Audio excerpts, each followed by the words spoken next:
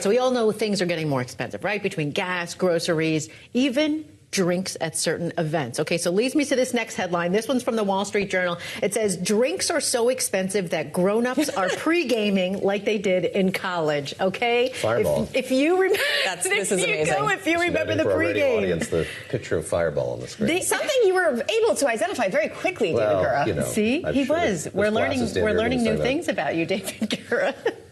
But they're drinking at home before you go out. So let's say you're going out to a sporting event, to a concert. So you go home first. You have a cup of cocktails to save you money when you go there because they could be like $20 each. Well, the prices are obscene. Yes. I just went to a game at Yankee Stadium. It was not a Yankees game. Yes. It was a New York City Football Club game. And the beer was like $22. It is. It was beer? unbelievable. Yes. That was not for the souvenir cup. It was not for the imported beer. It was for the the regular old American lager, $22. So they were happy for me to put on a credit card. I mean, it's like a bit crazy. It is. And now people are doing what on social media, what's going around is that people are telling how to sneak stuff in. So they're doing those little the little bottles. That really is like college. Yes. Like, get your flask out. You put the flask is coming back too. Yes, exactly. That's hysterical. So because it's so expensive, so now all these things are happening and people are doing what they have to do. They're even post-gaming, like after the event at someone else's house instead of going to the bar after. So fascinating. Changing Nips. times. Nips, they're called. Nips are back, yes. It kind of makes me nostalgic, but also I am sick of paying these prices, so I'm torn on this one. Yeah, it is crazy. And don't get me started on popcorn. Nobody's bringing popcorn in under their jackets, but that was also expensive. I went to the movies for the first time the other day, and I got a small soda, and it was like $8 or $12. I almost left. I couldn't believe it. Anyway, Lisa, what else you got? You know what else is expensive? FIFA tickets. Yes, I've heard this. Okay, so hard to get. Let's get right to this one. This one's from The Athletic. Okay, so FIFA struggling to sell tickets for USMNT's World Cup opener versus Paraguay. So The Athletic got their hands on this document, right? And it said that ticket sales to the U.S. World Cup opener against Paraguay on June 12th, it's lagging behind other matches in Los Angeles. And this is like the opener. So they thought that it was going to be this big draw. So, they had the prices US quite men's high. national team. People want to go. They wanted to go. But people are not spending the high prices. So that's the issue. And they're saying that maybe it's because the men's national soccer team, well, they haven't sparked that much interest lately.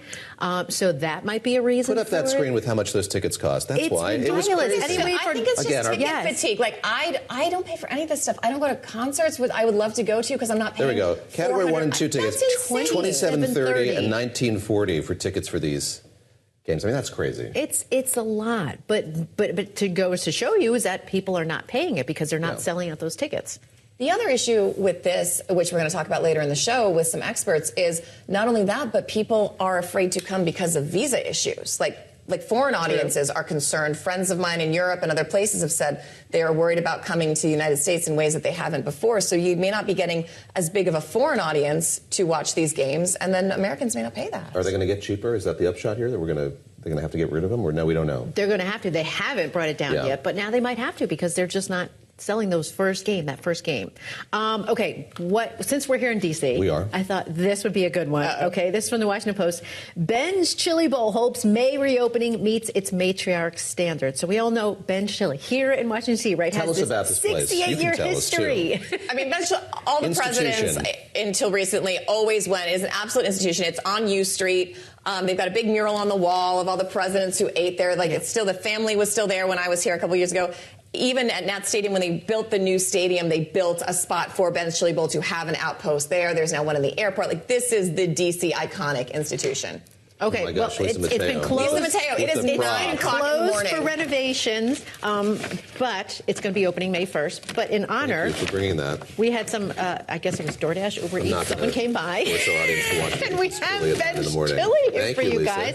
I personally have never tried, so I'm excited. And there's a half smoke, I think. And there's a half smoke here for you. So I just told you guys my secret about the half smokes, which now that you can reveal. Lisa Mateo always taking care of us here. I'm always thinking of you guys. Oh my gosh. I'm telling you, I scored. Here, have the saltines, too, if you want the saltine crackers. I don't eat beef, and I haven't since I was 18. But today you are going to. I eat half smokes at the ballpark. You do. Only the ballpark. There's an exception at the ballpark. They are so good that about once or twice a year when I go to a Nats game, I pretend it's not beef and I eat it anyway. I've been told whoever loses pointed today has to eat the chili. Ooh. Oh, that's That's a great idea. A good one. We're going to bring these back. I think this is your week, David Gura. Hold on.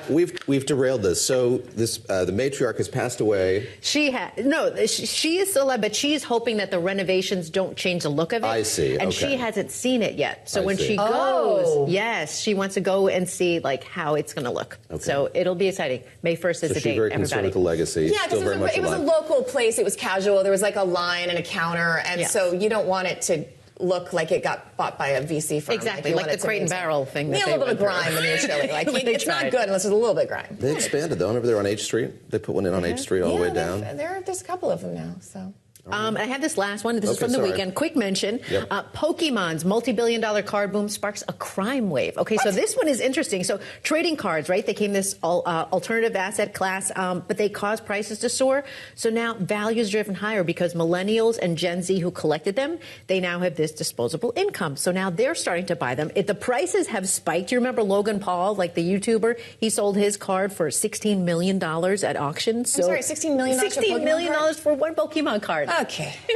But it's bringing on the risks. You know, they have people like there's thefts that are happening. And so this is what people are concerned about because all for Pokemon cards. Yeah, I've lived through that. I've got some sons who were collecting Pokemon cards and enjoyed the... Yeah. You know, they haven't been stolen, though, yet, right? No. Oh, phew. I thought you said I lived through that. I was like, nor as I can ascertain are they worth any money, but maybe they are. I should check into that. Lisa. Thanks, Lisa. BTW, thank you very much. Thanks for the half smoke. Eat up. And chili.